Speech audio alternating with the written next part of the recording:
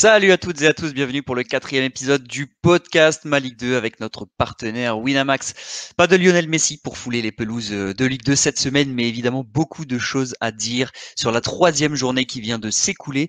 On débutera comme d'habitude par les faits marquants avant de recevoir l'un des grands bonhommes du week-end, Dukens Nazon, auteur d'un triplé avec QRM pour son premier match face à Amiens. Enfin, on évoque justement le début de saison difficile des Picards avec Romain Péchon, rédacteur en chef du site Le 11 Amiénois. Pour m'accompagner aujourd'hui, il est là, Clément Maillard. Salut Clément, comment tu vas?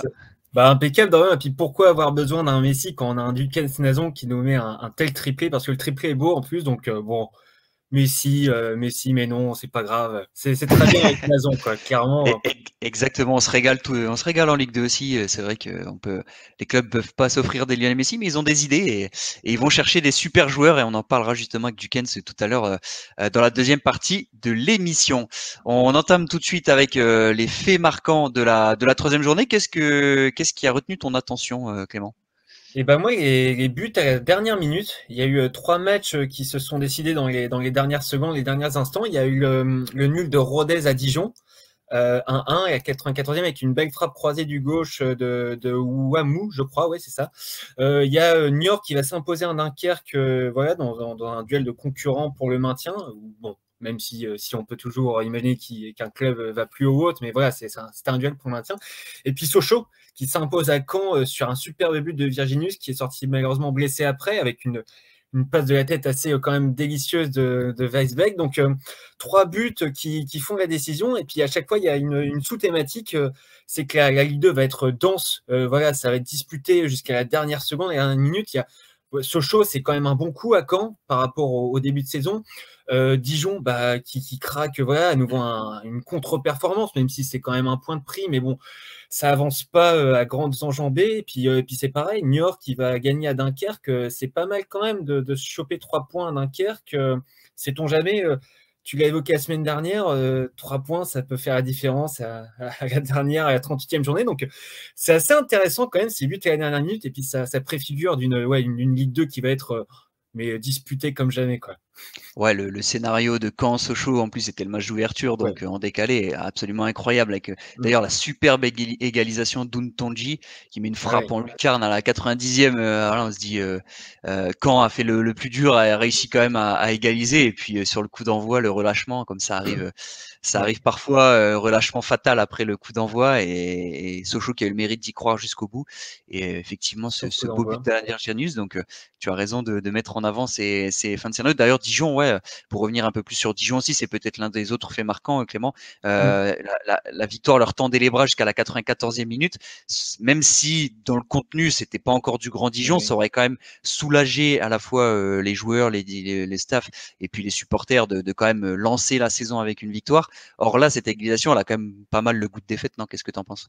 Bah ouais, et puis alors dans le contenu, bon, c'est vrai que c'était dans le multi, donc on ne voit pas tout, mais apparemment, c'était pas si super Ah, le but bonheur de que Schindler, ça. par exemple, il est un peu, voilà, tout en puissance, tout C'est seul ça. dans la surface entre 3 joueurs et après une touche, je crois, ou une remise en jeu.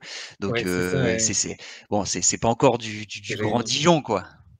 Ouais, non, c'est ce que j'allais dire. C'est pareil, le but qui mène. Mais effectivement, la confiance amène. Enfin, voilà, la victoire amène la confiance et la confiance amène un meilleur fond de jeu. Peut-être, c'est vrai qu'ils avancent aussi, j'imagine, à l'entraînement jour après jour, semaine après semaine.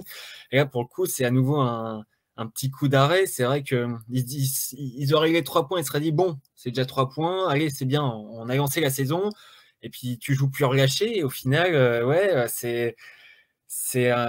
on verra ce que ça donne. En plus, il joue contre QRM donc Ouais. dans 2 jours, là, samedi. Et c'est vrai que Dijon, ils perdent des points encore une fois. Ils prennent du retard, comme Toulouse, à l'instar de Mhm. Toulouse la saison dernière. Donc c'est vrai Ouais, que ouais. Attention à pas trop ça traîner, partie. à commencer à trouver le déclic. D'ailleurs, au-delà du fait marquant, les petites infos du côté de Dijon après ce match nul, quand même, je le disais au goût de défaite, puisque le président Olivier Delcourt, il a déjà haussé le ton dans les médias, dans le bien public, notamment, où voilà, il attend un autre visage de son équipe. Et je pense que si on lit entre les lignes, j'ai l'impression que la pression sur David Linares est déjà assez accentuée. Et je pense qu'effectivement, ce déplacement à QRM qui est promu, Moi, je pense que si pas de victoire samedi, ça peut commencer déjà à être assez tendu, à la fois pour les joueurs et pour le staff. Hein. Voilà, les joueurs. Alors, dans ces cas-là, quand on est président, on peut pas virer toute une équipe. On sait que l'entraîneur est souvent le premier fusil, malheureusement, mais j'ai l'impression que voilà, même si du côté d'Olivier Delcourt, on prônait la prudence avant le coup d'envoi de la saison. J'ai l'impression quand même que, surtout le contenu, je pense, ne plaît pas au président, au-delà des résultats secs, surtout le contenu qui est effectivement pas encore à la hauteur des attentes. Et puis Yacine Benzia, pour information, qui a été écarté, placé dans le fameux loft des indésirables avec Ndong, Chouillard, Ekuele Manga, Konaté notamment. Donc voilà, il devrait plus apparaître à moins d'un revirement de situation de sa part et de sa volonté de rester. Pour moi, le fait marquant, je vais revenir aussi sur Caen Sochaux. J'en avais noté 2, donc Dijon qui arrive toujours pas. Et puis moi, le fait marquant, c'est pas un fait marquant, c'est un peu un coup de gueule. Justement sur le tacle de Zedan Inoussa sur Alan Virginius, on en a un peu parlé juste après le but à la dernière seconde, qui envoie un tacle par derrière absolument dingue et méchant sur Virginius, surtout à ce moment-là du match. C'est difficile de comprendre ce qui passe par la tête du joueur, la frustration sans doute de la défaite. Après Inoussa, c'est un jeune joueur, je pense qu'il va apprendre de ce geste. Il a pris 3 matchs de suspension ferme et 1 avec sursis, donc sanction assez lourde. De son côté, Virginius, il a une grosse entorse, donc il va louper, je pense, 3 semaines, 1 mois au moins de championnat. Donc voilà, ça équivaut à peu près à la blessure, c'est tout à fait logique. Moi, ce qui m'a encore plus déplu au-delà du tacle pour ce jeune joueur, c'est aussi la réaction de Stéphane Moulin que j'ai pas du tout compris sur le direct. Pourtant, Stéphane Moulin qu'on adore et qui est un coach quand même qui est toujours assez dans le respect, etc. Et là, comment dire, limite, il a engueulé le banc de Sochaux pour lui qui a réclamé le carton rouge et il pointait du doigt un peu le banc de Sochaux en disant que c'était à cause du banc de Sochaux que Inoussa prenait rouge. Mais franchement, je pense que Mardaf dit à ses joueurs, voilà, et en plus Omar Daf, on a gagné. Mais surtout que quand on voit le tacle, je comprends que les joueurs sur le terrain soient hors d'eux. Enfin, on voit Virginius qui est touché, on voit la violence du tacle. C'est logique que Sochaux s'énerve quand on voit ça. Et effectivement, Stéphane Moulin, qui on le voit en direct, pousse en avant. On dit voilà, vous êtes content, bravo. En gros, vous avez gagné, vous avez obtenu le carton rouge pour mon joueur. Ah, j'ai trouvé ça totalement déplacé. Enfin, après, est-ce qu'il a mal vu le tacle? Mais je me dis quand même. Même si on n'a pas les ralentis, même à vitesse réelle, on voit bien que c'est un tacle très méchant. Et ouais, j'ai été assez déçu et sur le coup, ça m'a vraiment énervé de voir ça. Franchement, on n'a pas besoin de voir ça sur un match à la 95e, c'est vraiment dommage. Et surtout pour Virginius, voilà, la première victime de ce tacle, qui a déjà marqué 2 buts, mine de rien, le joker magique de Sochaux pour l'instant, et qui, à 18 ans, qui a déjà une bonne petite cote, et voilà, ça va le freiner un peu dans son début de saison, c'est vraiment dommage.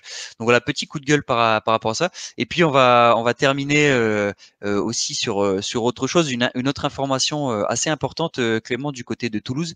C'est aussi à l'image de Yacine Benza, c'est Amin Adli qui ne jouera plus jusqu'à la fin du mois d'août, jusqu'à la fin du mercato. C'est le président Damien Comolli qui l'a annoncé dans une interview accordée à la Dépêche du Midi. Grosse décision de la part de Toulouse, Clément. Ouais, et je suis assez partagé. C'est moi qui l'ai pris, qui l'ai vu. Je suis assez partagé parce que c'est vrai qu'en même temps, je trouve ça assez, bon, pour prendre l'expression, assez couillu de la part de Comolli, mais assez fort. Et je trouve ça plutôt pas mal en soi. Dire, et en même temps. Toi, t'étais plutôt compréhensif avec Comolli, du coup? Je comprends. Et en même temps, ça, je lisais des commentaires de gens qui disaient il y a eu quand même une offre à 12 millions. Enfin, voilà, il y a ces offres à 12 millions. Le joueur refuse, c'est un peu ridicule de la part du joueur de refuser. Mais en même temps, c'est vrai que c'est bien aussi de la part d'Amin Adli de ne pas vouloir partir pour faire plaisir à Toulouse et que Toulouse se mette 12 millions dans la poche, partir et puis pas jouer. Et puis en fait, avoir une progression freinée alors qu'il a fait une saison exceptionnelle et qu'il a été meilleur joueur de Ligue 2 et que peut-être que s'il va à l'OM, il jouera bien plus et ou à Lille, je ne sais pas, je ne sais plus. Je crois qu'il y a l'OM et un autre club en Ligue 1, peut-être Nice, je ne sais plus. Mais ouais, il jouerait. C'est sûr que s'il va au Bayern de Munich, est-ce qu'il jouera autant? Bon, c'est sûr qu'il va apprendre. Et voilà, on voit Michael Cuisance, il faisait une super saison au Borussia Mönchengladbach et puis il a moins joué avant d'être prêté à l'OM, d'ailleurs, justement. Donc je suis un peu 50-50. En même temps, je trouve que c'est bien d'être ferme avec les joueurs et de ne pas les laisser faire ce qu'ils veulent. On sait que l'entourage des joueurs, les agents, la famille, les trucs, c'est de plus en plus difficilement gérable pour les présidents, les entraîneurs. Donc, je suis un peu 50-50. Et en même temps, c'est vrai que voilà, c'est le côté. Si le joueur refuse 50 offres d'affilée, au bout d'un moment, tu refuses des offres, tu peux pas partir, écoute, tu joues pas non plus. Et puis on te vend 5 millions gratuitement dans un an. Donc je suis un peu partagé. Je suis un peu partagé sur ce truc-là. Il y a des bons arguments des deux côtés, je trouve. Exactement, dossier très complexe à gérer pour les présidents de club. Et j'avais fait un article d'ailleurs que vous pourrez retrouver sur ma Ligue 2 qui au-delà du cas Amin Adli, concerne beaucoup de clubs de Ligue 2 parce que forcément, les clubs de Ligue 2 s'appuient énormément sur les centres de formation. Voilà, des clubs comme Nancy, comme Le Havre, comme Sochaux, à qui c'est déjà arrivé aussi par le passé de perdre des jeunes talents gratuitement, soit parce qu'ils veulent pas signer pro, tout simplement. Ils sont mis en lumière avant de signer pro, et une fois, comme Loïc Badet au Havre, et une fois qu'ils ont fait ne serait-ce que 7-8 matchs, on voit qu'il y a le potentiel est là, et des clubs comme Lens ou des clubs de Ligue 1 viennent entre guillemets enrôler le joueur et qui signent même pas pro. Donc il y a des petites indemnités de formation toujours dans ces cas-là, mais on imagine bien que ça atteint pas justement la somme d'un transfert que pourrait rapporter Amin Adli, et c'est ce que vise Damien Comolli, surtout avec un fonds d'investissement américain qui au-dessus de lui, qui n'est pas là pour faire dans le romantisme, dans l'affect. Redbirds Capital, c'est un fonds d'investissement, c'est des banquiers, ce sont des financiers. Eux, ils voient les chiffres avant tout, et je pense que ça leur importe peu que Amin Adli, entre guillemets, enfin voilà, eux, ce qu'ils voient, c'est plutôt le rendement du transfert. Et je pense qu'on met la pression à Damien Comolli là-dessus. Et à un moment donné, il doit taper du poing sur la table. Et d'un autre côté, effectivement, le joueur, il est tout à fait dans son bon droit. Il a encore 1 an de contrat à Toulouse. C'est Toulouse qui lui a offert un contrat à ses termes jusqu'en 2022. Donc, à ce moment-là, lui, il est dans son bon droit. Il a aussi le droit, évidemment, d'avoir un regard sur le club où il a envie d'évoluer. Et on peut pas lui imposer de rejoindre telle ou telle formation parce que le chèque est là. Après, comme dans cette situation-là, il faut trouver le bon compromis entre toutes les parties, entre le club qui attend, Toulouse qui attend une certaine somme, entre les envies de joueurs d'évoluer peut-être en Ligue 1, comme tu l'as très bien dit, pour franchir un palier. Mais les clubs de Ligue 1, on sait, c'est difficile de sortir des transferts de cet ordre-là avec la crise. Et puis voilà, il faut que tout le monde y trouve son compte. Au final, c'est dommage parce qu'on en vient à une situation où Philippe Montagnier ne peut pas se servir du joueur. Le joueur, il reste chez lui le week-end. Et Toulouse, que va faire Toulouse s'il n'y a pas de transfert à la fin du mercato? Que va faire Toulouse? Est-ce que dans ce cas-là, on réintègre le joueur et on le perd libre? Très très compliqué en tout cas, vraiment difficile de. Tous les avis s'entendent. Moi, je suis d'accord avec toi. Je pense que c'est 50-50. On peut comprendre la position du club qui veut pas passer à côté d'un transfert, et évidemment, on comprend la position du joueur qui veut quand même choisir son club, quoi. Par contre, point négatif, j'ai l'impression que la communication entre les deux, peut-être plus du côté d'Amin Adli, est pas au top. Je crois que Damien Comolli fait chauffer le téléphone, et de l'autre côté, après, comme l'a dit Damien Comolli, il y a eu de nombreuses réunions pour trouver une prolongation de contrat, ce qui n'ont jamais abouti. Donc, au bout d'un moment, effectivement, le club ne s'entête pas. Si c'est fixé un salary cap, entre guillemets, qui ne veut pas dépasser tel salaire pour le joueur, il se tient à sa ligne de conduite, ça peut être compréhensible aussi.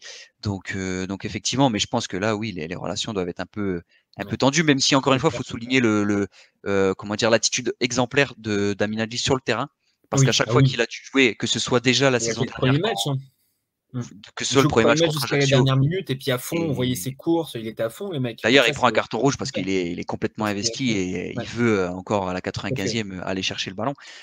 Et aussi l'année passée, quand l'OM, on se rappelle qu'au mercato hivernal, l'OM a déjà fait part de son intérêt. Il aurait pu, entre guillemets, prendre un peu la grosse tête, se dire voilà, l'OM me veut, je veux prendre le train de la Ligue 1 maintenant, je veux absolument quitter, faire un bras de fer avec Toulouse. Ça n'a pas du tout été le cas. Il a joué jusqu'au bout, il a marqué des buts importants. Donc voilà, c'est à souligner. L'esprit Pitchoun avec Koné, ils étaient vraiment investis. D'ailleurs, je crois que ils sont assez tristes potentiellement de partir. Je pense qu'ils auraient aimé remonter en Ligue 1 et jouer tous en Ligue 1. Je pense qu'ils seraient tous restés en Ligue 1. J'avais cette impression-là. Koné. Peut-être Adli, mais le problème était pareil, parce que sans prolongation, ça aurait été compliqué quand même. Je pense que même en Ligue 1, la situation aurait été la même. Après, est-ce que le budget de Ligue 1 aurait sans doute été supérieur, et peut-être que il y aurait un compromis pour trouver une prolongation de contrat à un meilleur salaire, peut-être aussi. Bon, on saura jamais, on pourra pas réécrire l'histoire, mais c'est sûr que ça leur tenait. Ce sont des vrais pitchouns, effectivement, et je pense que ça tenait à cœur d'Amin Adli d'essayer de faire remonter Toulouse et de quitter Toulouse sur une montée. Ça aurait été sans doute mission remplie pour tout le monde. Voilà pour les faits marquants du week-end. Alors aussi les autres faits marquants, bah voilà, on va en parler tout à l'heure avec Romain Péchon, mais Amiens qui est dorénavant la seule équipe à 0 points puisque Nancy a décroché son tout premier point sur la pelouse de Bastia, un match engagé et animé. Nancy, il y a encore du taf quand même, qui a notamment défensivement des boulevards en deuxième période. S'en sort plutôt pas mal, hein, Clément. Bah ouais, c'est vrai que quand on regarde le nombre, pas d'occasions, mais de situations, de temps en temps, il y avait des. Bah, notamment avec un super Salamonge aussi au milieu, quand sur le but, il écarte 2 fois à gauche et les 2 fois, on se dit, mais wow, il y a de la place. Et puis même sur des contre-attaques, je pense que Bastia, ils auraient pu en mettre un deuxième, un second à un moment. C'est vrai que d'ailleurs, c'est paradoxal, on n'a pas tant vu que ça, le pressing. Et de l'autre côté, il y avait beaucoup d'espace. Alors, est-ce que c'est le corollaire? Je ne sais pas, mais c'est vrai que c'était distendu entre les lignes. Des fois, c'était assez. On avait l'impression que c'était dès le début du match, c'est qu'on était à la 75e en plein été, que les mecs étaient cramés. Après, ça joue. Voilà, Nancy, c'est pas forcément une équipe qui se cache, j'ai l'impression. Et puis, quand on a en plus Young, Thiam et puis Biron devant, c'est pas mal, ça va vite. Donc, je sais pas, ils sont encore à la recherche du juste équilibre, ça c'est clair et net. Par contre, je pense que, voilà, contrairement à Dijon, on ne voit pas trop où ça va pour l'instant. Je pense que dans quelques journées, Nancy, ça commencera peut-être à tourner.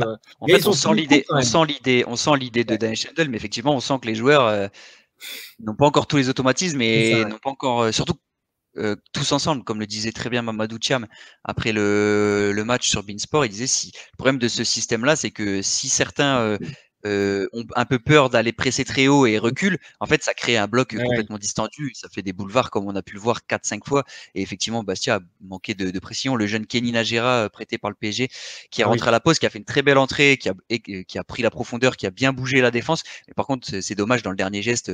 À un moment, il fait un contrôle trop long. Ensuite, à la 93e, il a la balle de match, un 2 contre 1 à jouer avec le gardien, comme sur FIFA, là, où il y a juste à faire la petite passe latérale. Triangle. Voilà, je pense qu'il a tergiversé, il n'a pas vu les défenseurs revenir. Donc voilà, après c'est logique, il est jeune aussi, ça va lui permettre, c'est l'apprentissage. Mais bon match, très bon match entre Bastia et Nancy. En tout cas, belle équipe de Bastia, voilà, solide dans l'engagement, qui a tout donné, qui revenait du Covid. Franchement, je pense qu'ils auraient plutôt mérité de prendre les 3 points. Mais Nancy aussi a souligné quand même la belle réaction de Nancy à la pause, qui a su aussi se remettre en question et changer d'attitude et aller chercher un peu plus ce but qui est venu malgré tout. Et puis Paris, seule équipe en tête avec 9 points. Pour l'instant, le seul club qui parvient à faire le Grand Chelem. D'ailleurs, j'ai pas regardé le prochain adversaire du Paris FC en préparant le podcast. Paris qui recevra Auxerre. Ah oui, très beau match. Ce sera lundi. Lundi en clôture de la 4e journée. Donc Paris-Auxerre, très belle affiche lundi que vous pourrez suivre évidemment sur Malik 2 avec le live, le débrief et toutes les stats en direct que vous en avez l'habitude sur le site et l'application. Donc voilà, Paris voilà qui a déroulé au Havre tranquillement. Pas son meilleur match encore une fois, mais ça a suffi face à une jeune équipe du HAC. Et puis Thierry Lauré qui nous disait que Paris n'était pas l'un des favoris en début de saison. Pour l'instant, ils nous refont la spéciale comme la saison dernière a très bien commencé. Maintenant, les supporters ne vont pas s'enflammer, c'est sûr. Avec ce qui s'est passé la saison dernière, on sait que c'est très long la Ligue 2 et que rien n'est fait, même après seulement quelques journées. Merci Clément. Et puis on accueille sans plus attendre Dukens Nazon, l'un des grands joueurs du week-end avec son triplé. Deuxième partie de notre émission, nous recevons Dukens Nazon qui a réussi des débuts fracassants avec QRM contre Amiens, avec un triplé, la victoire 3-1 ce week-end. Bonjour Dukens, merci beaucoup déjà d'avoir accepté notre invitation. Bonjour. Ma première question, elle sera toute simple. Est-ce que tu pouvais rêver mieux comme début sous tes nouvelles couleurs? Franchement, je suis vraiment très content d'avoir débuté comme ça. Après, moi, je suis un compétiteur, ça veut dire que j'étais quand même un peu déçu de ne pas en avoir des 4 ou 5 puisque j'avais l'opportunité de le faire. J'en ai loupé peut-être une sur, allez, 2 avec la barre. Donc, j'avais un peu de regret, mais je suis quand même content puisque l'important, c'est qu'on a eu la victoire. Et c'était des regrets personnels, on va dire. Donc, mais sinon, je retiens le positif. Je suis très heureux d'avoir gagné avec QV mon premier match. Ce qui m'a étonné en plus en conférence de presse après le match, c'est que ton entraîneur Bruno Hurlet, il disait que il avait hésité quand même à t'aligner d'entrée parce que il estimait que t'étais peut-être pas encore à 100% physiquement. Et puis bon, enfin, finalement, tu es titulaire et tu mets le triplé, donc c'est la belle histoire. Ouais, c'est sûr que c'est très beau. Après, ce qu'on peut espérer à ce à ce stade-là, c'est que l'histoire se répète, hein. J'espère que il le repense encore cette semaine et que la semaine prochaine, ça sera plus encore. Non, mais blague à part, ouais, bon, j'étais pas du tout à mon max, même physiquement, je suis encore, loin de mon max. Maintenant, je suis en train de travailler voilà, pour pouvoir revenir physiquement au top. Mais petit à petit, ça avance. Les physios, etc., sont là autour de moi. Tout le monde, l'équipe médicale, ils sont là tous à m'aider. Donc, ça va le faire. Euh, tu évoluais à Saint-Tron en Belgique la saison dernière. Qu'est-ce qui t'a motivé à rejoindre le promu QRM? Le discours du coach déjà a été important, j'imagine. Ouais, bah, c'est le discours du coach qui a été le principal dans l'histoire. Il m'a parlé, il m'a bien convaincu, il m'a parlé du projet, de comment il voulait jouer, sa philosophie de jeu, etc. Et puis moi-même, je pense que avec du recul, quand je réfléchis bien, ça me fait du bien justement de pouvoir respirer et de revenir dans un cadre comme celui-ci où le club c'est un peu famille. Euh, c'est pas trop, on va dire, allez, comment je pourrais dire ça? C'est c'est sérieux, mais c'est pas l'exigence des grands clubs, entre guillemets, Ouais. on va dire. Comme j'ai pu côtoyer, par exemple, en Angleterre ou ailleurs. C'est professionnel, tout est carré, mais Il y a ce côté fan. C'est plus Ouais, ouais, famille, ouais. voilà. En haut, c'est plus concurrence. Je ne peux pas dire haine non plus, mais c'est plus concurrence. On va dire que des fois, tu n'es pas trop bienvenu, etc. Alors qu'ici, ils m'ont tous accueilli les bras ouverts alors qu'ils ne me connaissaient même pas. Malgré que j'arrivais d'en haut, j'ai senti qu'il n'y avait pas de jugement ou etc. Donc, ouais, mais le discours du coach ouais, a vraiment fait que voilà, je me suis engagé pour que Villaron. Ouais, il disait que le but, un peu le deal entre vous deux, c'était que tu réussisses à faire une saison pleine et vraiment t'exprimer ton potentiel sur l'ensemble d'une saison et revenir en Ligue 2. Tu as joué, on rappelle, à Laval, c'était en 2015, enfin, ta dernière saison à Laval, c'était en 2015-2016. Tu as déjà connu un peu la Ligue 2 il y a quelques années. Donc là, le but pour toi, c'est ça, c'est voilà, de réaliser une saison complète en Ligue 2 pour ton retour. Exactement. Après, j'avais, comme je l'ai déjà dit auparavant, j'avais l'opportunité d'aller ailleurs, encore à l'étranger ou dans d'autres clubs, même en France, d'ailleurs, même en Ligue 2. J'ai parlé avec d'autres coachs de Ligue 2. Mhm. C'était presque fait, etc. Mais j'avais besoin d'avoir cette saison pleine, je pense. En tant que joueur professionnel, c'est important d'avoir au moins un minimum une saison de référence voilà, où tu peux t'exprimer entièrement et tu peux montrer au monde du football voilà, de quoi tu es capable. Et aujourd'hui, c'est ce que le coach m'a proposé et j'ai tout de suite accepté. Donc, ouais, je pense que c'est important aussi. Il ne faut pas privilégier que le financier, etc. dans la vie. Mhm. Il faut savoir faire des sacrifices. C'est ce que j'ai toujours fait. Là, j'en ai fait un de plus et j'espère que ça perd. Clément, j'ai une petite question pour Jukens. Ouais, bah, moi j'en ai plein de toute façon des questions pour toi, Jukens. Première question, The Duke, le Duc, c'est ton prénom ou c'est un hommage à Booba? Non, Duken, c'est mon prénom. Duken, ça vient du. Duc, ben, c'est le. Ah, excusez-moi. On a Le perdu la Duc, lumière. c'est le. Désolé. Le Duc, c'est le diminutif de mon prénom. Donc, après, je connais aussi Booba, donc je fais un petit clin d'œil aussi, mais non, le Duc, c'est ça, c'est pour mon prénom. Ouais. Et là, pour le coup, il y a des débuts royaux de Prince. C'est vrai que tu sembles dire que tu n'es pas encore à 100%. Le triplé, pour revenir sur le triplé, les deux premiers buts, ils sont quand même vachement beaux. Le premier pied gauche et puis le second pied droit avec le triplé. T'as fait que des saisons voilà, à moins de 10 buts pour l'instant. Tu as 27 ans. Cette saison, est-ce que ça peut faire une énorme saison vu les débuts moi, quand j'ai vu tes buts, je me suis dit, mais il est trop fort, en fait. Et Qu'est-ce qui explique que jusqu'à présent, voilà, tu as joué dans plusieurs championnats différents et il y a ce triplé magnifique pour commencer. Qu'est-ce qu'on peut attendre pour cette saison de toi? Franchement, je sais même pas quoi dire carrément, puisque des fois, même moi sur le terrain, des buts comme ça, même moi, je m'éblouis. Je savais même pas que j'étais capable de faire ça. Je parle plus du deuxième but. Le deuxième but Ouais, le deuxième but, sur il le est. ballon que Yassine Barassa m'envoie. Euh, Elle est difficile la balle à prendre déjà. Même moi, comme je leur ai dit à la fin du match, je la contrôle super, hyper bien. Je peux pas mieux la contrôler. Hmm. Et même moi, j'étais surpris. Donc, j'espère que je serai autant surpris sur le nombre de buts que je marquerai en championnat. Mais ce qui est sûr, c'est que je suis un challenger et que je me donnerai les moyens d'aller au bout. Et j'espère en mettre le maximum. J'espère même faire partie des meilleurs buteurs, si ce n'est le meilleur buteur de ce championnat, avec toute humilité, pour pas dire le meilleur buteur. Mais en tout cas, on a tous cet objectif en tant qu'attaquant. Mais voilà, j'espère mettre le maximum de buts cette année. Et voilà. Et là, le projet aussi de jeu de QRM va peut-être tourner autour de toi. Il y avait Andrew Young la saison dernière, il est parti. Il y a des super Mhm. bons joueurs. Voilà, le Gebele qui te la remet sur le premier but. D'ailleurs, je m'excuse auprès de lui pour la prononciation. Ça va peut-être tourner autour de toi. Ça peut être vachement intéressant. Et pour QRM aussi, il y a une certaine dynamique, quoi.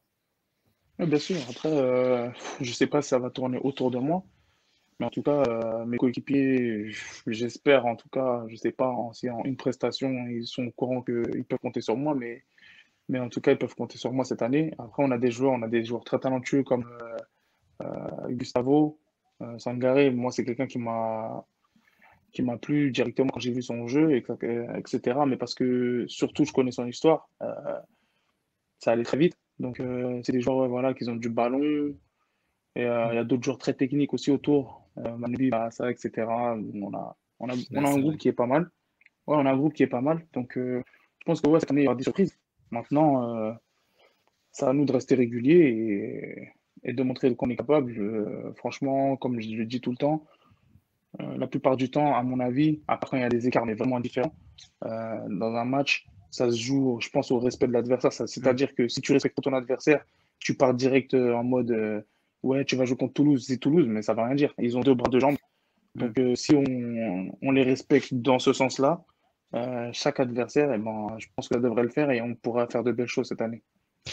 On va quitter un peu la Ligue 2 quelques instants, notamment pour évoquer la Gold Cup, parce que avant de signer à QRM, tu as participé à la Gold Cup avec Haïti. Bon, une expérience, j'imagine, très positive avec la sélection. C'est toujours plaisant aussi de jouer pour le pays. Mhm. Ouais, c'est plaisant, hein. Ben, honorer une sélection, c'est toujours quelque chose de spécial. On joue pour le pays de ses parents, pour son pays, pour ses racines, ses ancêtres. C'est quelque chose pour moi, qui dépasse le football. Après, voilà, moi, je suis quelqu'un qui est très attaché avec des gens attachants, entre guillemets, puisque c'est la première fois que j'avais honoré une sélection en Haïti. Le peuple m'avait montré un amour, je m'en souviendrai toujours. Et donc, je me suis dit depuis ce jour-là que je serais obligé de leur rendre à chaque sélection. Et c'est quelque chose qui est fort. Je pense que c'est quelque chose qui dépasse le football là-bas, parce que ils vivent vraiment du football, Hmm. ils vivent le football. Clément. Et d'ailleurs, tu es une star, tu es un des chouchous de la sélection haïtienne. Et je voyais aussi les stats, 25 buts en 47 matchs pour Haïti. Mhm. C'est quoi ton rapport avec cette sélection que nous, on connaît peut-être que trop peu en France, Hmm. malheureusement, alors qu'il y a des belles histoires, il y a des bons joueurs, il y a Franzi Pierrot aussi devant, voilà, il y a un truc vachement positif, je trouve, autour de tout ça, même en étant, entre guillemets, un petit pays. C'est sûr, quand on joue contre les États-Unis, ça doit pas être facile, mais voilà, quel est un peu ton rapport à la sélection, le fait d'être un des chouchous de la sélection haïtienne, tout ça? Au début, tu es toujours content, c'est sûr. Euh, Après, entre guillemets, ce titre de chouchou du pays, il faut l'assumer, Ouais, on va ça met dire. une pression. Après chaque match, ouais, voilà, après chaque match, il faut assumer. Ils attendent toujours quelque chose de toi, il faut toujours répondre présent. Euh, J'essaie de donner le maximum de moi-même. Ils le savent, j'ai jamais menti, on va dire, pour Haïti. Donc, ouais, voilà, c'est difficile. Après, je suis un peu déçu de la dernière World Cup. Je Hmm. ne vais pas vous le cacher, puisque je pense qu'avec le groupe qu'on avait, on aurait pu faire de meilleures choses. Malheureusement, le Covid Ouais. en aura décidé autrement. Et après, c'est vrai qu'on a des bons joueurs, comme tu as dit, comme Franck Zipiro. On a Brian Alcius aussi qui évolue en Roumanie, nous, Qui est passé en Haïti, on l'appelle au au Paris Paris FC. FC Ouais. d'ailleurs. Ouais. Qui n'avait pas beaucoup Exactement. joué. Ouais, dommage, exactement. Parce que Ouais. lui, on l'appelle le mini N'Golo Kanté, le N'Golo Kanté haïtien. Il y a Et Karlen Sarkus aussi. il y a Arcus, ouais, Arcus Ouais, aussi qui est à Auxerre. l'Everton Pierre, je crois, Dunkerque aussi. Il y a Stéphane Lambez aussi, là, qui vient de signer avec Oui, moi aussi ouais. à Queville. Donc, ouais, ça va, on a une belle génération. J'espère que d'ici là, on peut avoir un titre ou quelque chose. Ce serait mon rêve, moi, pour Haïti. Donc, voilà. On continue un peu les voyages parce que tu as beaucoup bougé au cours de ta carrière et notamment après Laval. Alors là, je l'ai redécouvert. Je l'avoue que je l'avais plus en tête. Tu étais parti en Inde, c'est ça, à Ouais, j'étais parti en Kerala. Inde. Raconte-nous un peu comment ça s'est passé. On se souvient qu'à cette époque-là, ouais, l'Inde essayait de développer le football et avait recruté pas mal de joueurs. Je me souviens. Raconte-nous un peu ton expérience en Inde avant de revenir en Europe. En fait, je suis allé en Inde, ouais, je suis allé en Inde puisqu'il y a le directeur sportif du club là-bas qui m'avait contacté. Il m'avait un peu parlé du projet. Ça a duré que 4 mois à l'époque, moi quand Ouais, j'étais allé. ouais, Maintenant, ouais, j'ai exact. C'est un resté 7 mois. Voilà. Après, je vais pas vous cacher que c'était pas un projet qui, voilà, euh, ouais, c'était plus financier, on va dire, entre ouais, guillemets, ouais, ces c'est trois sûr. quatre mois. Ouais. Et en attendant de pouvoir rebondir en décembre, puisqu'après, j'ai pas allé en Angleterre. Mm. Mais franchement, ça reste une des meilleures expériences footballistiques que j'ai eues de ma vie. Les gens, ils ont beau ne pas savoir, ils ont beau ne pas connaître l'Inde. Quand tu entends Inde, tu vas dire, ah ouais, maintenant, il n'y a pas de football et tout et tout. Or que pas du tout. Comme je le répète, c'est une des meilleures expériences footballistiques que j'ai eues. Même la vie, les gens. Là-bas, quand tu joues là-bas, c'est vraiment ça. Quand tu peux pas Ouais. sortir, etc. Mais c'était quelque chose à faire. En plus, on est arrivé en demi-finale. Il y avait Cédric Angebar comme français là-bas, Ouais. qui avait joué, D'accord. en France. Il y en avait d'autres encore, mais ils sont moins connus. Euh, mais c'était bien, c'était bien. C'était une Je me souviens magnifique expérience. que au tout début, quand ils ont créé ça, l'Indian Super League, il y a pas Robert Pires, Clément, Robert Pires, ouais, je j'allais crois dire. Ouais. Robert qui avaient Pires, fait une pige, ouais. Anelka, il y Ah était ouais, ouais, allé. ah ouais, Moi, quand j'y étais, j'ai croisé Malouda. D'ailleurs, ouais, quand je l'ai rencontré exact. là-bas, on avait échangé. Oui. Il y avait Abdoulaye Edel, qui avait Mm. évolué au PSG aussi. Il y avait Diego Forlan Ouais, et d'autres énorme. joueurs et tout. Oui, Il y avait pas mal de joueurs. Il y avait beaucoup de joueurs. Et c'est vrai que ça c'est marrant, Ouais, ça c'est un peu ils ont beaucoup investi, j'ai l'impression que ça s'est un peu perdu disparition. l'Inde. Ouais. Mais en tout Mhm, cas voilà et ensuite tu es allé en Angleterre, Coventry, Oldham et puis ensuite mhm. la Belgique, Saint-Tron et puis l'Écosse aussi, Sainte-Myrène. Voilà toutes ces expériences te servent aujourd'hui à 27 ans, j'imagine que voilà d'avoir évolué en Écosse par exemple pour physiquement bon bah voilà, faut y aller dans les duels, j'imagine quoi. Ouais, c'est autre chose là-bas. Là-bas, c'est que ça. Et carrément, même moi, les gens me voyaient un peu, on va dire, comme un costaud. Ouais. Mais là-bas, c'était difficile, hein, même dans les duels. Parce que moi, on me voit un peu comme ça, mais je suis un mec qui aime beaucoup le ballon. J'aime jouer au ballon. J'aime les petits espaces. Là, j'aime pas trop le duel. Hmm. Mais là-bas, t'as pas le choix d'aimer le duel. Il faut Ouais. que tu l'aimes ou tu l'aimes pas. Lui, il va gagner. Donc après, tu dois t'y faire. Donc voilà. Clément, peut-être une dernière question? Bah ouais, et puis tu parlais de l'Inde avec un projet voilà, qui était un peu plus, on va dire, mineur, entre guillemets, mais pour le coup, Coventry, c'est un gros club historique en Angleterre. Je regardais tes Ouais. compilations de buts à Oldham et à Coventry, c'était pas mal, tu as mis des beaux buts. Mhm. C'est vrai que c'est des expériences. Comment expliquer que tu aies fait autant de clubs et de clubs intéressants? Je veux dire, Coventry, je crois qu'il y a 20 ans, ils étaient en première ligue, là, ils sont en D3, mais ton parcours, comment tu le définirais globalement Comment je le définirais globalement? Quand j'ai signé à Wolverhampton, qui m'ont prêté justement ensuite à Coventry et Hmm. Oldham, en même temps, c'est une petite parenthèse pour les jeunes d'aujourd'hui. J'aimerais justement leur faire part de mon Hmm. expérience pour qu'ils puissent s'en servir. Je pense que j'ai voulu aller trop vite. Ouais. Voilà, c'est quelque chose que aujourd'hui, euh, il n'est pas trop tard, donc je suis heureux, mais c'est quelque chose qu'aujourd'hui j'assume entièrement. Maintenant, après, c'est des choix. La vie est faite de choix. Tant qu'on ne fait pas le choix, on ne peut pas savoir. J'étais en fait quand je me suis engagé après l'Inde, je me suis engagé à Wolverhampton. Ils m'ont prêté parce qu'il faut savoir que là-bas, ils signent à flot, ils signent beaucoup de joueurs, Ouais, ouais, ouais. des jeunes, et ils les prêtent ensuite en D3, D4 pour aller se faire les dents et tout. Ils m'ont prêté à Coventry, tout se passait magnifiquement bien. J'ai fait 3-4 premiers mois explosifs. Ils ont voulu me prolonger parce que j'étais en prêt et j'ai refusé pour pouvoir aller justement à l'étage supérieur. Ce qui fait qu'à la mi-saison, je suis allé à Oldham. Tout se passait très bien. Là-bas, je marquais. Mais sauf que Oldham sont descendus à un point ou un but, je ne me rappelle plus exactement. Et Coventry, ils sont montés en Division 3 au barrage. Après, voilà, je ne vais pas dire entre guillemets, je m'en fiche, puisque j'étais prêté. Mais Coventry voulait me prolonger sur la durée, voulait me garder pendant longtemps. Et je pense que voilà, la stabilité, c'est ce qui m'avait manqué. Et c'est pour ça qu'ensuite, quand le club belge est venu me chercher, puisque Wolverhampton voulait me prolonger après ma saison de prêt, j'ai dit non. Mais parce que je cherchais de la stabilité, justement. Ouais. Je cherchais un club voilà, qui m'offrait l'opportunité de jouer, mais sur la durée, avec un bon salaire, avec des bonnes conditions. J'allais arriver voilà, en tant que numéro 9 et je me disais que voilà, j'allais enchaîner les matchs. Et malheureusement, après en Belgique, il y a beaucoup de facteurs qui sont entrés en jeu qui ont fait que ça ne s'est pas passé comme prévu. Et voilà, c'est ça qui fait qu'aujourd'hui, c'est moi, quoi. C'est moi, j'ai voyagé, j'ai pris un peu d'expérience à droite, à gauche dans différents championnats. Et ça fait un tout. Et je pense qu'aujourd'hui, c'est ce qu'on retrouve sur le terrain, c'est ce qu'on retrouve sur ma personne. C'est quelqu'un qui n'a jamais rien lâché, qui est parti à droite, à gauche, qui s'est bagarré, mais au final, voilà, qui veut réussir. Donc, si je me donne les moyens, j'espère que ça va le faire. Ouais, en même temps, c'est assez génial quand on voit le parcours, on se dit, waouh, il a été en Inde, il a été à Coventry en Angleterre. Et puis là c'est peut-être la stabilité du coup à QRM. Exactement, ouais, ça commence bien. Après, voilà, je ne vais pas m'enflammer. Je préfère garder la tête sur les épaules. Comme le coach dit, on a joué le premier match. Pour moi, c'est déjà oublié. J'ai mis 3 buts, d'accord, mais il faut que je reparte à 0. Et justement, si je repars à 0, c'est ça qui pourra me faciliter à pouvoir aller en rechercher 3 juste après. Donc voilà. Et justement, on va conclure là-dessus. Le prochain match à Dijon, vous recevez Dijon à Caen. Vous devez jouer à Caen.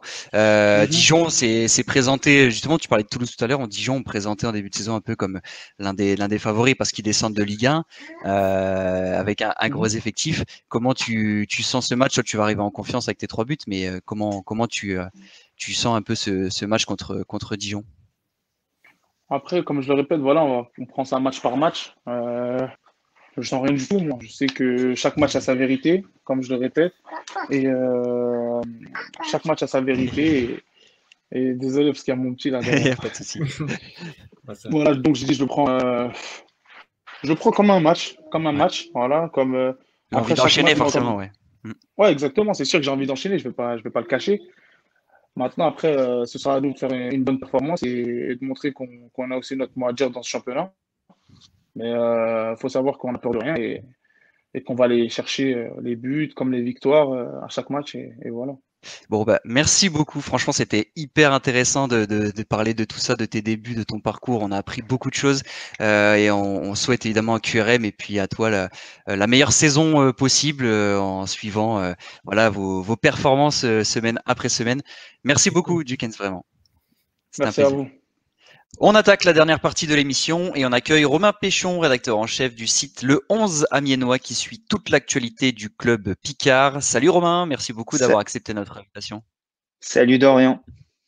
Bon alors Romain, malheureusement on aurait bien aimé t'inviter pour parler du bon début de saison amiénois, mais c'est pas le cas. Comment on peut expliquer ou essayer d'expliquer ce départ raté avec ces 3 défaites en 3 matchs pour le moment?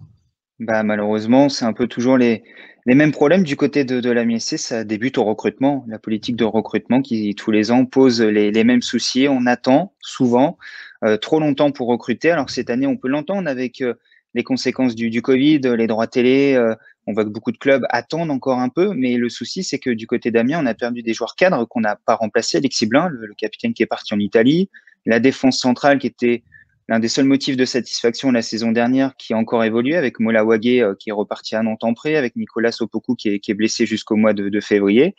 On a changé d'entraîneur, ça a amené de l'enthousiasme durant l'intersaison. Et puis, une fois que la compétition officielle a démarré, on a vu que les lacunes étaient encore les mêmes dans cette équipe trop jeune, trop inexpérimentée, en absence de deux collectifs. Et ça débouche sur ces 3 défaites en autant de journées avec déjà 8 buts encaissés. Oui, justement, la défense, c'est vraiment ce qui interroge. Voilà, 2-1 contre Auxerre, puis 3-1 à Ajaccio, encore une fois 3-1 à domicile contre Cuéré, mais avec le 3e but encaissé à 11 contre 10 en plus. C'est parce qu'il manque il manque de renfort dans ce secteur, selon toi? C'est ce qui manque? Un petit peu à l'image de l'équipe, en fait, il manque d'un leader, d'un taulier dans ce secteur de jeu. On se retrouve aujourd'hui à jouer avec 3 charnières différentes en 3 journées, alors avec des circonstances atteignantes. Pour Philippe Inchberger, la première journée, Nathan Monzango, qui devait débuter, s'est blessé durant la semaine d'entraînement. Formose Mendy, qui est arrivé, qui est la seule recrue dans ce secteur de jeu jusqu'ici, et n'a pas encore le niveau pour être un titulaire en Ligue 2. Et Valentin Gendré, qui a joué le premier match, est depuis parti en Italie. Et on se retrouve donc avec Emmanuel Lomoté, cadre de cette défense, alors qu'il était arrivé à Amiens l'an dernier pour jouer au milieu de terrain. C'est un milieu de terrain, on a vu qu'il pouvait dépanner dans une défense à 3 la saison dernière avec des joueurs expérimentés autour de lui, comme Wagué, comme Opoku. Là, cette année, tout repose sur lui. On sait qu'il n'aime pas jouer derrière.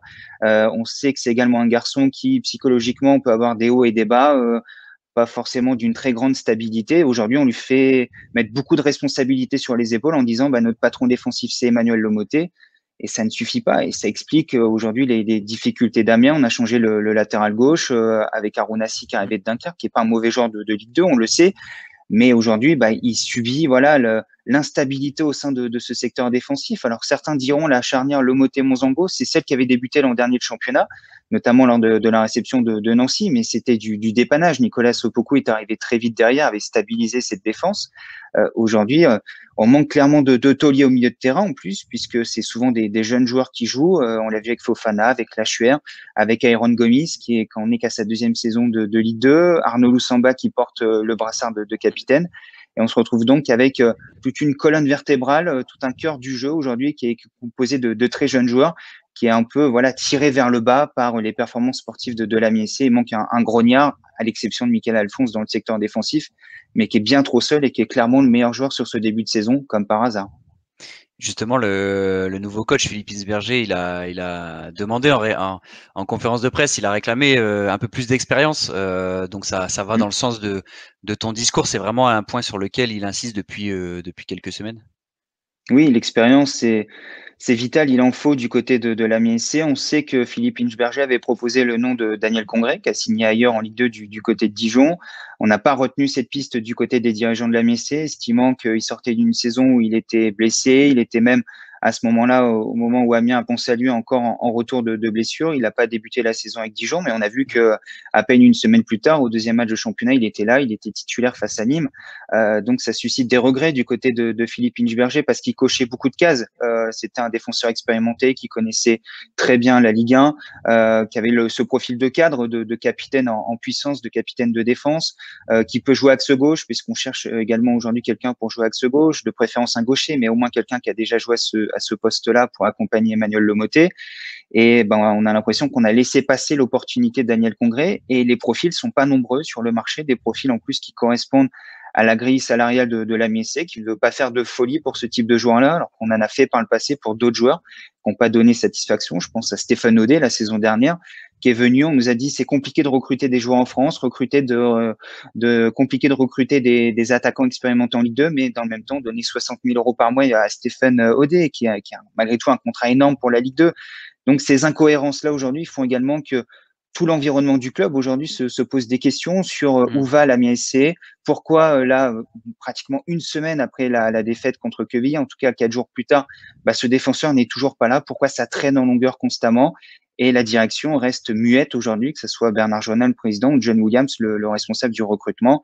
Du coup, ça ne fait que renforcer ce sentiment d'inquiétude autour de l'ASC.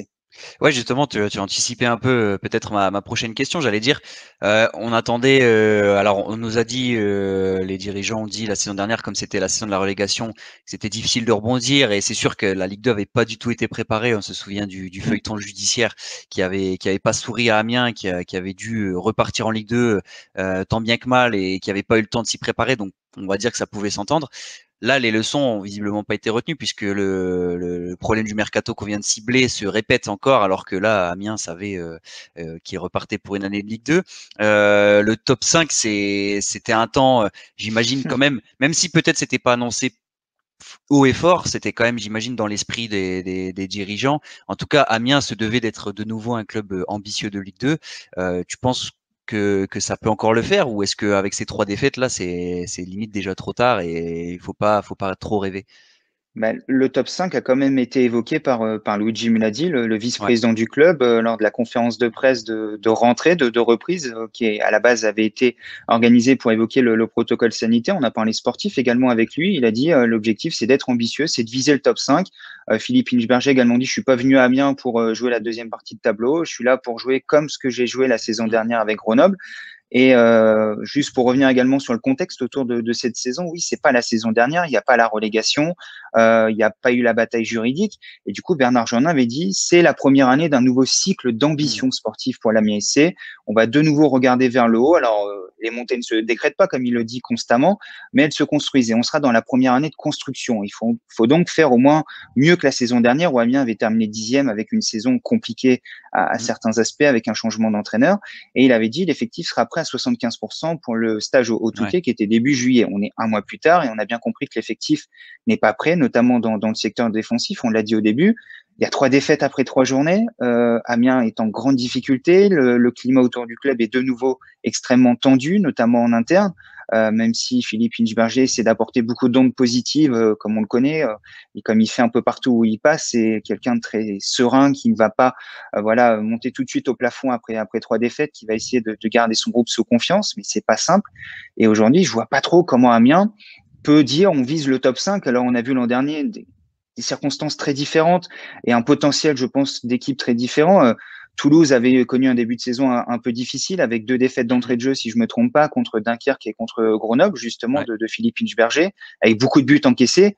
Et finalement, Toulouse n'était pas loin à l'arrivée. Peut-être que sans le Covid, lors de la fin du championnat, lors du Money Time, peut-être que Toulouse serait monté, aurait terminé devant Clermont, on ne sait pas. Mais en tout cas, Toulouse était dans la bataille jusqu'au bout. Maintenant, quand je vois l'état aujourd'hui de l'ASC, quand je vois la politique sportive, quand je vois comment le recrutement est avancé, quand les échos qu'on peut avoir en interne où c'est pas très sain, en tout cas, il y a des motifs d'inquiétude également en interne chez certains membres du staff ou dans l'entourage de certains joueurs. Je me dis le maintien avant tout, on en est là aujourd'hui. Il y a 2 ans, Amiens jouait le maintien en Ligue 1. Aujourd'hui, on avait presque à dire si on se maintient en Ligue 2, c'est pas miraculeux, mais commençons par cette étape-là et on verra à mi-championnat où est Amiens aujourd'hui. Je pense qu'il est complètement inapproprié de continuer à parler de top 5 alors qu'il n'y a que 3 journées. Peut-être que dans 3 journées, il y aura eu 3 victoires et Amiens sera bien repositionné.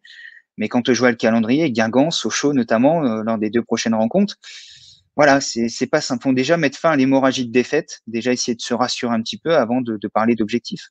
C'est vrai que c'est ce dernier match contre QRM, cette défaite à la maison 3-1, contre un promu, on attendait après les 2 premières défaites contre 2 bons adversaires, Auxerre Ajaccio, qui seront sans doute 2 adversaires qui vont lutter pour quelque chose d'intéressant. Donc voilà, c'était pas encore si inquiétant que ça. C'est peut-être vraiment ce revers contre QRM qui pose question, parce que là, on se dit vraiment qu'à la maison, Amiens s'est fait sévèrement bouger. Et en plus, Amiens avait entamé le match par le bon bout et s'est écroulé. Donc c'est ce qui pose question.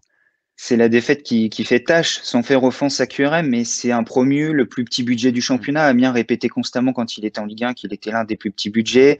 Là, continue à dire qu'il n'est pas l'un des plus gros budgets de Ligue 2, même si Amiens, dans le budget qui communique, n'inclut pas les mutations de transfert, donc les indemnités de transfert dans son budget initial. Donc en fait, Amiens est un budget top 5 de Ligue 2 aujourd'hui.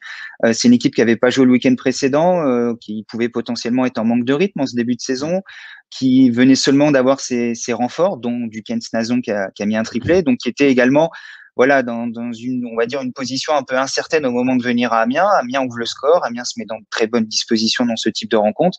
Et derrière, ça coule complètement. Tu l'as dit en début d'émission, en plus à 11 contre 10, durant une très grosse partie de la deuxième mi-temps. Ça pouvait être un tournant dans la minute où il y a le carton rouge. Nazon, une nouvelle fois, touche la barre. Dans la foulée de cette action, QRM voit un joueur être expulsé. On se dit, tiens, il va peut-être se passer quelque chose à 2-1. Au moins, Amiens sauvera un nul et pourquoi pas mieux. Et finalement, en supériorité Ça trompe numérique, pas du bon côté, quoi. Voilà, Amiens a manqué de caractère, a manqué de qualité. Donc oui, cette défaite, elle fait tâche. Et on a l'impression que Amiens a déjà sombré, a déjà touché le fond après seulement 3 journées. parce que là, voilà, ça a explosé aux yeux de tout le monde, les lacunes, les limites de l'AMISC en l'état actuel. Et ça suscite, comme je le disais, et je le répète une nouvelle fois, beaucoup d'inquiétudes. On voit beaucoup de supporters qui, la saison dernière, étaient prêts à accepter cette saison de transition, même si on nous avait vendu une revanche à prendre, faut pas l'oublier. Donc, quand on dit une revanche à prendre, on se dit Amiens va se donner les moyens de jouer les premiers rôles. Ça n'a pas été le cas. Mais on s'est dit, voilà, entre guillemets, tout le football français contre Amiens. Amiens est descendu. C'était un peu l'état d'esprit des supporters. On va être derrière le club. Là, au bout de 3 journées, on a vu sur les réseaux sociaux, en commentaire sur notre site, au stade également, que voilà, l'état d'esprit était très différent. Certains supporters ont envahi la tribune ouest pour essayer de voilà, d'intégrer la tribune présidentielle pour aller demander des comptes à Bernard Joinin. Il y a beaucoup de tensions aujourd'hui du côté de l'AMISC. Il y avait déjà eu des matchs tu y étais, je pense, un match de prépa où il y avait une banderole aussi. Oui. Le ton était vite donné contre John Williams, je crois. Le tout premier match de préparation, fin juin, contre les amateurs, ouais. C'est ça. Et effectivement, il y avait une banderole à l'encontre de John Williams. Il y avait également eu une banderole lors du premier match amical au Touquet face au Havre. Une nouvelle fois, ça avait ciblé John Williams avec des fumigènes qui avaient été lancés sur le terrain contre Camon.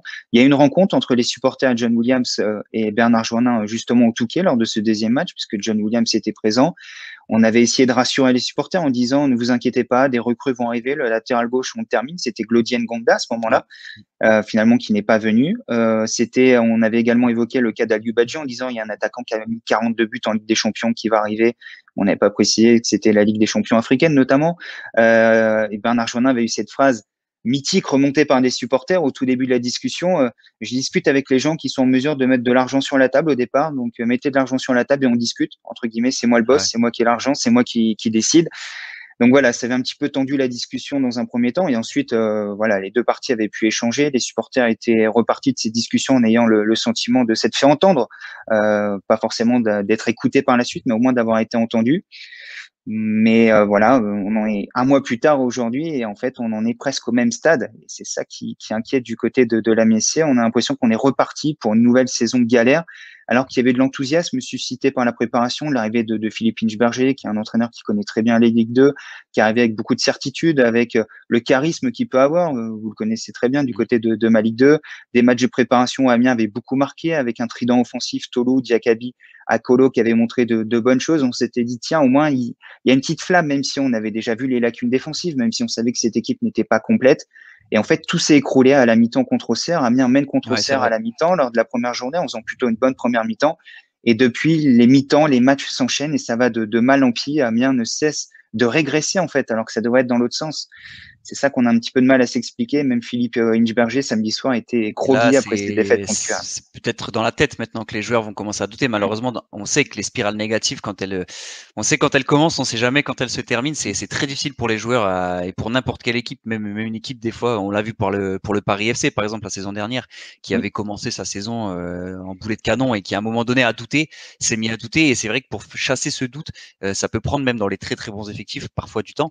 Donc, on va essayer quand même de finir sur notre positive ce podcast, Romain, pour le match de Guingamp samedi. Quand même, quels sont les points positifs que tu as pu avoir, par exemple, notamment peut-être cette première période contre Auxerre, et sur quoi peut s'appuyer Amiens justement pour inverser cette spirale et essayer d'aller décrocher enfin un succès, ou alors un match avec un contenu intéressant et au moins un point de Guingamp? Peut-être du 109. On a parlé d'Aliou Badji il y a quelques minutes. Il est enfin arrivé à Amiens après un mois où il a attendu son visa, puis une septaine en raison du Covid. Il n'avait pas le Covid, mais le protocole sanitaire obligeait une septaine à son arrivée en France. Il est apte. Il a fait son premier entraînement collectif avec l'ASC mardi. Il est qualifié. On nous a très vite fait comprendre que physiquement, il n'était pas encore tout à fait prêt, mais sait-on jamais une entrée en cours de jeu, voilà, il va amener un petit peu lui, de, il a pas 109. il a pas c'est vécu ça, les totalement. 3 défaites, donc il arrive vraiment. Il n'était pas là. Il il arrive voilà avec l'envie de démontrer que c'est le bon choix. Donc voilà, cette recrue-là, en espérant peut-être une autre recrue d'ici samedi. Il paraît qu'un défenseur est réellement espéré pour cette semaine, mais on sait ce que c'est du côté de la Messe. On nous promet des joueurs et finalement ils arrivent tardivement. Donc j'attends de voir désormais avec l'ASC. Et voilà, peut-être également une réaction d'orgueil. Mamadou Fofana l'a dit dans le vestiaire, les cadres comme Arnaud Loussamba, comme Michael Alphonse ont pris la parole après la rencontre en disant que c'était plus possible, qu'il fallait arrêter, qu'il fallait que cette équipe affiche du caractère. Il fallait réagir dès la prochaine rencontre du côté de Guingamp. qui vit un début de saison qui est pas alarmant comme la MSC, mais qui est pas forcément flamboyant non plus. Là, on n'attend plus grand-chose d'Amiens presque sur ce match. Beaucoup de monde dit bon bah c'est parti pour la 4e défaite. On voit pas trop comment Amiens peut aller gagner Amiens en est Bretagne. redevenu pas favori quoi. D'un C'est match ça, comme et c'est peut-être voilà le scénario, en tout cas le contexte de match qui peut convenir à la MSC, d'y aller entre guillemets, bah, tout le monde attend qu'on Ouais. perde, on va donner tort à tout le monde, on va montrer qu'on a plus de qualité que ce que certains pensent, on va démontrer que le match contre QRM était un accident, même si ça faisait déjà suite à 2 défaites, et voilà que notre saison va vraiment démarrer après cette 4e journée et aller chercher un bon résultat du côté de Guingamp, qui reste sur le papier en début de saison l'un des nombreux prétendants au premier rôle cette année. Voilà, je tire un tout petit peu pour essayer de trouver des motifs d'espoir, puisque après le groupe est là, Adama Diakabi est blessé, devrait être absent, c'est le principal atout offensif de l'AMISC. Défensivement, on est toujours aussi fragile, il n'y a pas forcément de renfort qui est arrivé, même si on l'espère, comme je l'ai dit. Au milieu de terrain, on cherche la bonne solution. Donc, tu vois, là, j'en reviens tout de suite au motif d'inquiétude. Après, faire confiance à Philippe Inchberger et à son staff qui connaît ce genre de situation, Ouais, qui tout ils au ont long de la déjà semaine, vécu. C'est vrai que c'est c'est un ça. staff très expérimenté qui a déjà vécu des périodes comme ça dans tous les clubs où ils sont passés. Donc, effectivement, tu le disais tout à l'heure, je pense que l'avantage avec Philippe Invergy, c'est que il doit pas être Mm. trop inquiet encore. Il a l'expérience pour renverser ce genre de situation, même avec un départ compliqué, quoi. C'est totalement ça. Autant il y a un an, à peu près à la même période, Amiens était avec Luca Elsner, qui était traumatisé, le Ouais. terme est vraiment juste, par la descente, qui était inexpérimenté au haut niveau encore, qui ne connaissait pas la Ligue 2 et qui se retrouvait également dans une incertitude au sujet de son avenir. On lui avait fait Mmh. miroiter une prolongation Mmh. de contrat qu'il n'a finalement jamais signé. Donc voilà, le contexte n'était pas idéal. Là, Philippe Inchberger, il a 2 ans de contrat devant lui. Il sait qu'on a beaucoup misé sur lui. Il n'est pas remis en cause aujourd'hui parce qu'il y a déjà 2 entraîneurs avant lui qui ont été sacrifiés, Luca Elsner et Oswald Tonchot. Faut pas oublier Oswald Tonchot qui a maintenu Amiens dans des circonstances très délicates. Il a donné une interview à Malik 2 il y a quelques temps pour revenir dessus. Là, Philippe Inchberger, il n'y a aucun supporter qui dit faut virer Ouais, Inchberger, ouais. c'est de sa faute.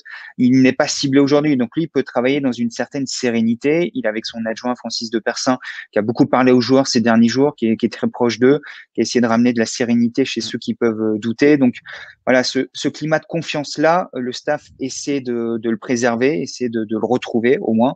Et c'est peut-être ce qui peut permettre à Amiens de ne pas, voilà, tu as parlé de spirale négative, de ne pas s'enfoncer dans cette spirale négative et au moins de mettre un stop par un point, ne serait-ce qu'un point à Guingamp, ça permettrait d'ouvrir le compteur, ça permettrait voilà de se dire c'est un bon résultat à l'extérieur. Et je pense que tout le monde s'en contenterait aujourd'hui.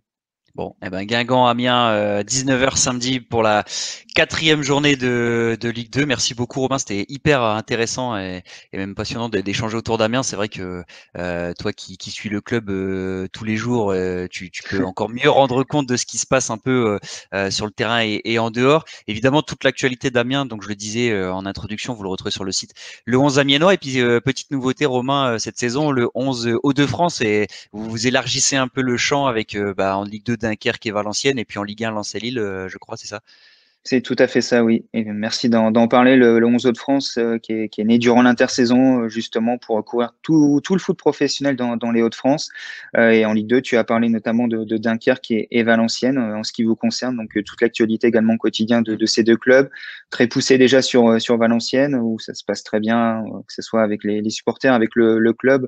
Il y a déjà un petit terreau de lecteurs qui est bien présent. Donc voilà, il y avait la volonté de transposer ce qui fonctionnait à Amiens aux autres clubs. Et comme on l'avait déjà évoqué entre nous en off, la volonté notamment de mettre bien le focus sur la Ligue 2, d'être un petit peu en lien Ouais. avec ce que vous faites. Les 2 clubs de Ligue 1 sont déjà bien couverts, on va les couvrir, mais vraiment mettre le paquet sur Valenciennes et Dunkerque cette saison pour essayer voilà, d'offrir le même type de contenu qu'on peut faire à Amiens depuis 3 saisons désormais. Et on est très heureux voilà de s'élargir de la sorte cette saison, très heureux voilà d'avoir un média comme le vôtre qui nous mettait en lumière aujourd'hui pour en parler. Et comme vous, on est persuadé que la Ligue 2 est un championnat très intéressant où il y a beaucoup de bons joueurs. Combien de fois on voit les joueurs qui sont en Ligue 1 aujourd'hui, on se dit bah tiens, il était en Ligue 2 il y a 1, 2 ou 3 ans. Et c'est un championnat qui est très ouvert en plus. Là, l'arrivée de Messi au PSG, elle va pas forcément aider à la concurrence en Ligue 1. Alors qu'en Ligue 2, bah, tous les ans, on se dit tiens, il y a 7, 8, 9, 10, 11 équipes qui peuvent jouer la montée. On ne sait jamais qui va finir champion, même s'il y a des clubs qui étaient en Ligue 1 les saisons précédentes, qui ont des gros budgets. Mais il y a cette belle incertitude du sport qui demeure et qui fait que ce championnat est passionnant, même quand on a connu la Ligue 1 pendant 3 saisons avec Amiens dans le passé. Et ben la Ligue 2, ça reste un très beau championnat et très compliqué. On le voit justement avec Amiens qui a du mal à se remettre dans la bonne dynamique. Et sur les réseaux sociaux, le 11 VAFC, sur Twitter notamment pour les supporters valenciennois, le 11 USLD ou le 11 Dunkerquois. Tout à fait, c'est ça. C'est ça. Bah, en fait, Dunkerquois et Valenciennois étaient trop longs pour nos amis Twitter. Voilà, ouais, j'imagine. On a repris les acronymes. N'hésitez pas à les suivre, un travail de qualité et nous-mêmes, ça nous sert beaucoup, notamment les conférences de presse avant les matchs, après les matchs, c'est hyper utile pour nous pour savoir ce que disent les entraîneurs. Donc encore bravo pour l'extension du 11 amiénois, Romain. On se quitte après ce débat sur Amiens. Évidemment, vous pouvez aussi suivre tous les réseaux sociaux de Ma Ligue 2 sur Facebook, Twitter, YouTube, la chaîne Twitch. Voilà, on est un peu présent partout. Et puis l'application mobile qui est toujours gratuite, on le rappelle, au téléchargement, que vous pouvez personnaliser aux couleurs d'Amiens, de Valenciennes, de Dunkerque, pourquoi pas, aux couleurs de votre club préféré, évidemment. On se retrouve la semaine prochaine pour un prochain épisode du podcast. Merci à toutes et à tous. À bientôt. Ciao.